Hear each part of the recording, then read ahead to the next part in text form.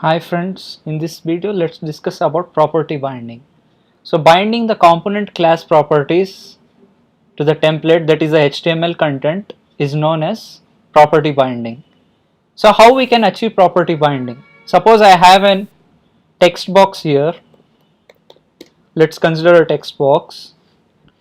Input type equals text, value equals some value. Now let me run the command npm space start. Now if you observe the browser, we have a text box created over here with the value as Harsha. Now what I am going to do is, I am going to declare a property inside the component class, and let's use that property, let's bind that property to template, that is a HTML content. So let's declare a property here, public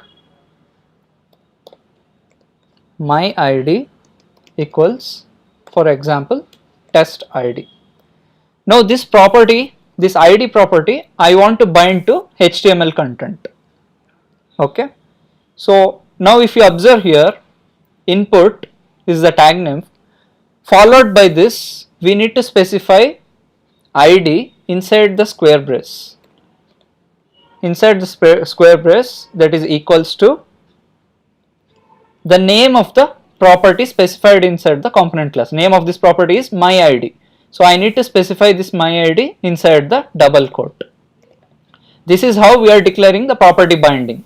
That is, we are binding this id from the component class property to the HTML content specified inside the template. We are binding like this inside the square brace, and we are specifying the name of the property. Name of the property is my id. So I am specifying this name here. Okay. Now I am saving these changes by using Ctrl S. If you observe the browser now, okay, let's open the developer tools, that is the console.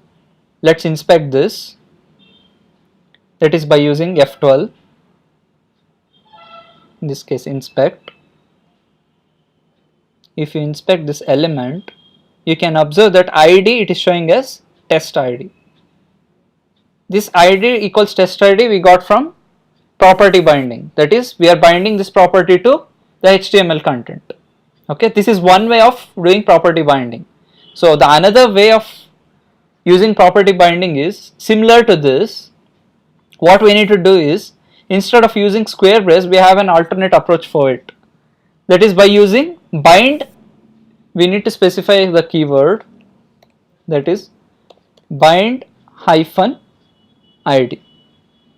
Bind hyphen id equals the name of this, that is my id. My id is the name of the property. Now if I am saving the changes, okay, I saved the changes. Now if you observe here, if I am inspecting this element over here, still it is showing as id equals test id. So there are two ways of using property binding, by using square brace for this, or you can use bind hyphen the name of this. Okay, and inside the double quote we need to specify the name of the property which we have specified inside the component class. So the process of binding the data from component class, that is properties, to the HTML content inside template is called as property binding. So in the previous video we have seen what is interpolation. Interpolation also, it is one way of using data binding, and this property binding is also another way of using data binding. So what are the differences between interpolation and property binding? What is the drawback of interpolation and how we can overcome with property binding? Let's see in the next video, like what are the problems we face in interpolation, which can be solved using property binding. Okay, there are more videos coming up, guys. Please do stay tuned for my videos. Thank you so much for watching my video. Please like, comment and share this video, and kindly subscribe to my channel in order to watch more videos. Just click on the bell icon so that you will get notifications whenever I am uploading a new video. Okay, bye.